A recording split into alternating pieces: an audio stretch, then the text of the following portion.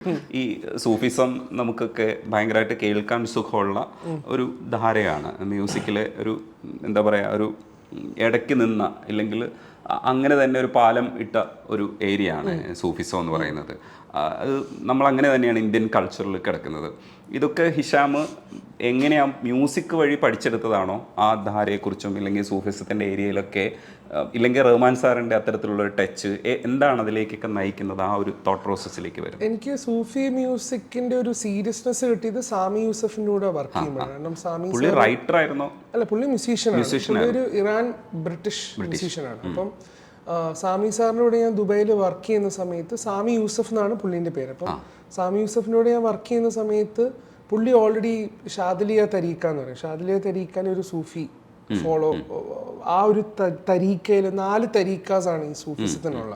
അപ്പം ഇവിടെയൊക്കെ കൂടുതലും ഈ പറഞ്ഞ പോലെ മറ്റേ ഈ പച്ചക്കൊടി അങ്ങനെ ചുവന്ന കൊടി അങ്ങനെയൊക്കെ നമ്മൾ കാണും. ആ തരീക്കയാണ് ഇവിടെയൊക്കെ കൂടുതലും. അജ്മീർ ചിസ്തി തരീക്ക എന്നൊക്കെ പറയും. അപ്പം സ്വാമി സാർ ആ തരീക്കയിൽ ഫോളോ ചെയ്യുന്ന സ്വാമി സാർ എപ്പോഴും പറയും എത്രയാണ് പ്രാർത്ഥിക്കുന്നത്, പുള്ളി ചെയ്യുന്ന പാട്ടുകൾ is very it is towards that tradition. ആ സൂഫി ട്രഡീഷൻ അനുസരിച്ചിട്ടാണ് പുള്ളി സോങ്സ് ചെയ്യാറ്. അതുപോലുള്ള ഇൻസ്ട്രുമെൻറ്റ്സ് ആണ് യൂസ് ചെയ്യാറ്. അവിടെ നിന്നാണ് എനിക്ക് ഈ സൂഫിസത്തിൻ്റെ ഒരു അണ്ടർസ്റ്റാൻഡിങ് കിട്ടുന്നത്. പിന്നെ റഹ്മാൻ സാറിലേക്ക് ഒന്ന് നോക്കുന്ന സമയത്ത് എങ്ങനെയാണ് സാർ പിയാജി അലി ചെയ്യുന്ന സമയത്ത് why he did Piyaji Ali, Khwaja Mere Khwaja അല്ലെങ്കിൽ കുൻ ഫയക്കുൻ, എന്തുകൊണ്ടാണ് ഈ സോങ്സ് റഹ്മാൻ സാർ ചെയ്തു എന്നുള്ള ഒരു റിസർച്ചിൻ്റെ ഭാഗമായിട്ടാണ് എനിക്ക് മനസ്സിലായത്. ഓക്കെ, ഇതാണ് സൂഫി മ്യൂസിക്. പിന്നെ ഒട്ടുമിക്കയും നമ്മൾ ഇപ്പം ഈ പുറത്തുള്ള രാജ്യങ്ങളുടെ സൂഫി ട്രാക്കുകളൊക്കെ യൂട്യൂബിൽ വരുന്ന സമയത്ത് അപ്പോഴാണ് മനസ്സിലാവുന്നത് ഈ ഷഫാഖത്ത് അമാനത്ത് അലി അല്ലെങ്കിൽ പല ആർട്ടിസ്റ്റുകളും, ആബിദ പർവീൻ, പല ആർട്ടിസ്റ്റുകളും എങ്ങനെയാണ് സൂഫി മ്യൂസിക്കിനെ അവർ പോപ്പുലറൈസ് ചെയ്തതെന്നുള്ളൊരു റിസർച്ചിൻ്റെ ഭാഗമായിട്ടാണ് എനിക്ക് മനസ്സിലായി തുടങ്ങിയത്. അങ്ങനെയാണ് ഞാൻ കദംബഡഹ ആൽബം ചെയ്യുന്നത്, സൂഫി ആൽബം ചെയ്യുന്നത്. എനിക്കിനിയും അതൊന്ന് എക്സ്പ്ലോർ ചെയ്യണം എന്നുണ്ട്. നമ്മളൊരു മ്യൂസിക് വീഡിയോ നമ്മളൊന്ന് പ്ലാൻ ചെയ്തിട്ടുണ്ടായിരുന്നു വേറൊരു ആർട്ടിസ്റ്റിൻ്റെ കൂടെ ഒക്കെ വർക്ക് ചെയ്യാനായിട്ട്.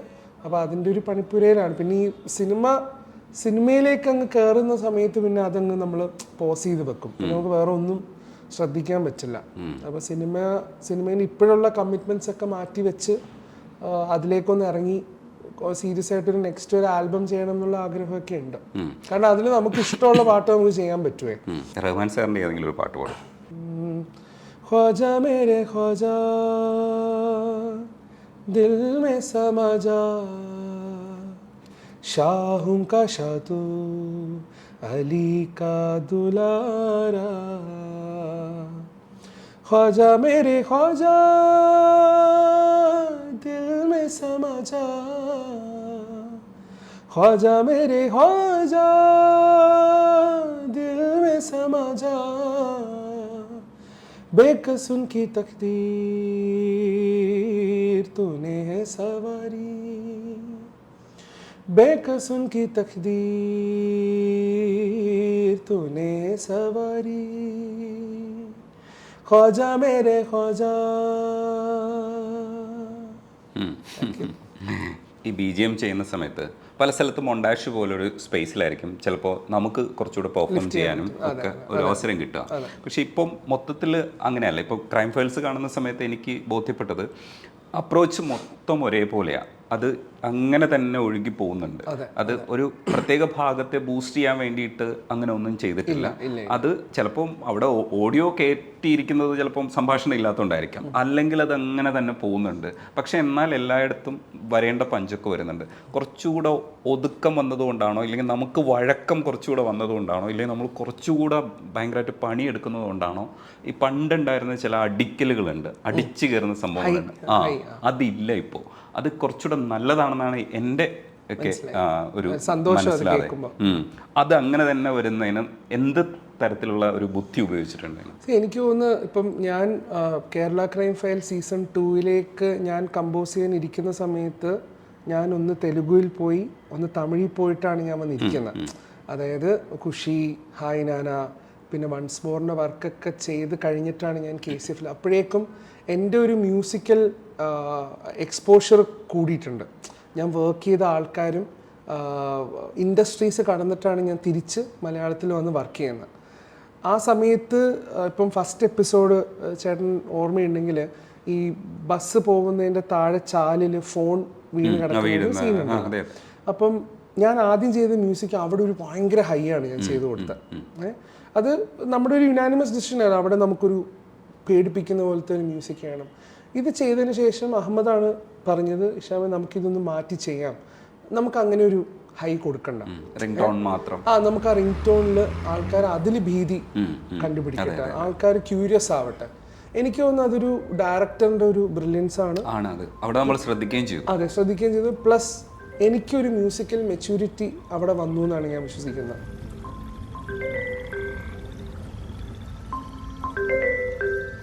നമ്മൾ മ്യൂസിക്കലി മെച്യൂർ ആവും. അതായത് നമ്മൾ ഓൾറെഡി യു നോ ദാറ്റ് ഇതൊരു ഹൈ വരാൻ പോകുന്ന സെക്ഷനാണ്. അപ്പോൾ നമ്മൾ മ്യൂസിക് അവിടെ കൊടുക്കണ്ട. നമുക്ക് ആൾക്കാരെ ലാസ്റ്റ് മൊമെന്റ് വരെ ഇരുത്താം. എനിക്ക് തോന്നുന്നു അത് മലയാളത്തിൽ മാത്രം വന്നിട്ടുള്ളൊരു ഭാഗ്യമാണ്. ഇപ്പോൾ ഞാൻ പല ഇൻഡസ്ട്രിയിലും വർക്ക് ചെയ്യുന്നതുകൊണ്ട് എനിക്ക് ആധികാരികമായിട്ട് ചിലപ്പോൾ പറയാൻ പറ്റും. മറ്റ് ഇൻഡസ്ട്രിയിൽ പോകുന്ന സമയത്ത് അവിടെ ആ സീൻ വരുന്ന സമയത്ത് അവിടെ ഒരു ലൗഡ് മ്യൂസിക് ആയിരിക്കും.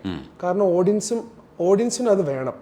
പ്രൊഡ്യൂസേഴ്സും ഇൻസിസ്റ്റ് ചെയ്യും നമുക്കിവിടെ ഹൈ കൊടുക്കണം.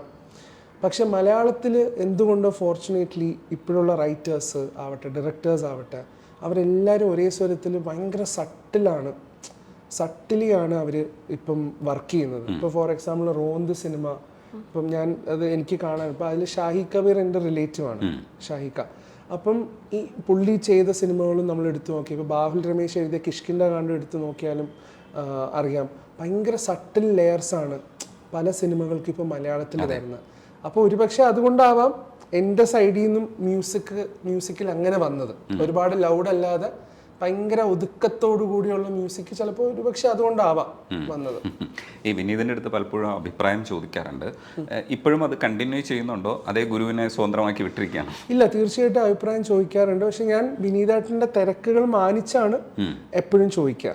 കാരണം വിനീതേട്ടൻ ഇപ്പം യൂഷ്വലി വിനീതേട്ടൻ ഒരു സിനിമയിൽ മുഴുകി നിൽക്കുന്ന സമയത്ത് നമ്മൾ വേറെ ഒരു വർക്കിൻ്റെ കാര്യം പോയി ഇറിറ്റേറ്റ് ചെയ്യാറില്ല ഞാൻ. കാരണം വിനീതേട്ടൻ അത് മാത്രം ഫോക്കസ് ചെയ്ത് വർക്ക് ചെയ്യുന്നൊരു വ്യക്തിയാണ്. അപ്പം ഞാൻ കറക്റ്റ് ഒരു സ്പേസ് നോക്കും. ഇപ്പോൾ ഒരു പാട്ട് എനിക്ക് കേൾപ്പിക്കാൻ പറ്റുന്ന സ്പേസ് ആണോ, അല്ലെങ്കിൽ ഇപ്പോൾ ഒരു വിഷയം നമുക്ക് ഡിസ്കസ് ചെയ്യാൻ പറ്റുന്ന ഒരു സ്പേസ് ആണോ എന്ന് നോക്കിയിട്ടേ ഞാൻ ഡിസ്കസ് ചെയ്യാറുള്ളൂ. ഇപ്പോൾ ഇന്നലെ സംസാരിക്കുന്ന സമയത്ത് വിനീതേട്ടൻ പുള്ളീൻ്റെ സിനിമേൻ്റെ ഡബിൻ്റെ തിരക്കിലാണ്. അപ്പം KCF കുറിച്ച് നല്ല അഭിപ്രായം വരുന്നുണ്ടല്ലോ ഇഷാമെ, അടിപൊളി എന്ന് നമ്മൾ സംസാരിച്ചു. അപ്പം അതങ്ങനെ വേറെ ഒന്നും ഞാൻ ഷെയർ ചെയ്യാനൊന്നും പോവാറില്ല, ശല്യം ചെയ്യാൻ പോയില്ല. ഇല്ല. ഈ വർഷങ്ങൾക്ക് ശേഷത്തിനകത്ത് വലിയ സ്ക്രീനിൽ കാണുന്ന സമയത്ത്, വലിയ സ്ക്രീനിൽ കാണുക പറയുന്നത് നമ്മുടെ ഒരു ഹാപ്പിനെസ് അല്ലേ, അതിങ്ങനെ വന്ന് നിറഞ്ഞു നിൽക്കുമ്പോൾ എന്താ തോന്നിയത്? ഭയങ്കര സന്തോഷം. എനിക്ക് വിഷ്വലൊക്കെ വരുന്നത് ഭയങ്കര ഇഷ്ടം. അഭിനയിക്കണം എന്നല്ല, ഇപ്പം വാക്കണ്ണമ്മ സോങ്ങിലൊക്കെ വന്നപ്പോൾ അങ്ങനെ കാണുമ്പം ഭയങ്കര ഒരു സന്തോഷമാണ്. എല്ലാവരും പറയുകയും ചെയ്യും, ഇഷാം ഉണ്ടായിരുന്നല്ലോ ആ സിനിമയിൽ എന്നൊക്കെ പറയുമ്പോൾ കേൾക്കുമ്പോൾ. ഞാൻ മാത്രമല്ല, നമ്മള് മലയാളത്തിലൊരു സ്ഥലത്ത് എൻ്റെ കൂടെ ഇവളും വന്ന് അഭിനയിച്ചിട്ടുണ്ടായിരുന്നു. Once upon a time in കൊച്ചിയില്. ഷൂട്ട് ഉണ്ടായിരുന്നു. പറയാനാണോ? ഞാനത് ഒരുങ്ങിയിട്ടൊന്നും ഉണ്ടായില്ല. ഞാൻ ഇക്കാക്ക് ഷൂട്ടിന് വേണ്ടി ഞാൻ കൂടെ പോയതാ. അപ്പൊ അവരെന്നെ കയറ്റിയതാ.